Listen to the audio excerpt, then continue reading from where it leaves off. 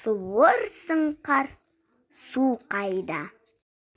Ерте заманда сиыр сызылған кербез, суырыла шапқан жүйрік болыпты. Әрі асқан тәкаппар мақтаншақ та екен. Бір күні әлгі сиыр атпен ерегесіп қалып, екеуі жарысқа түсуге уәде байласады. Бұрынғы өткен жарыстардың бәрінде сиыр бәйге бермейді екен.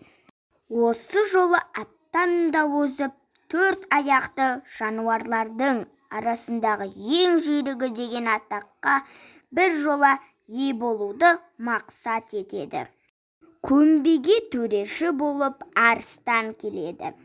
Бәстің жайын ұққан соң атпен сиырды бір күншілік жолға жолбарыс айдап барып, екеуін қатар тұрғызып қояды да өкіріп тұрып кері қайтуға белгі береді. Құйрығын көкке шаншып алып, танауы пысылдап, сиыр ә дегеннен-ақ қарасын үзіп, зула жөнеледі.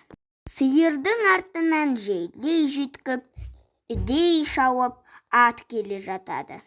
Ол ортасында жарысып келе жатқан жануарларға сусын беру үшін суыр тосып отырады.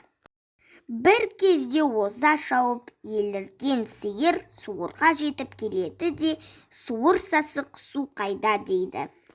Тәкаппар мінезіне ренжіп қалған суыр, сиыр сасық су мұнда деп сасып борсып кеткен лай суды ұстата салады.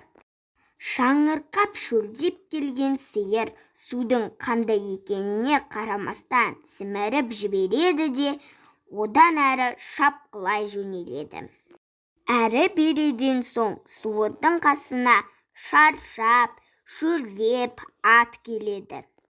Суыр сұңқар, су қайда? дейді еркелетіп. Жылқы тұлпар су мұнда деп, суыр мөлдір тұнық суды атқа ұстата береді. Таза, тұнық суға қанып алған ат бойына тың қуат қосылғандай болып, құстай ұшып самғай жөнеледі.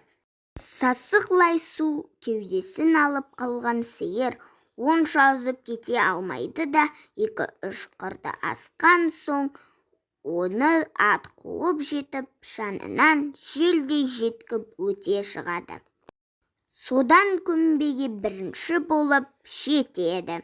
Содан бері жылқы 4 аяқты жануарлардың ішіндегі жүйрігі болып қалыпты.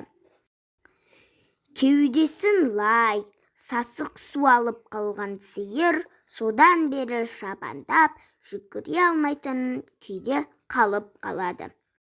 Сиырдың жатқан кезде ыңырана күрсінетіні өзінің астамшылық етіп суырға айтқан дөрекі сөзіне күні бүгінге дейін өкінгені екен деседі.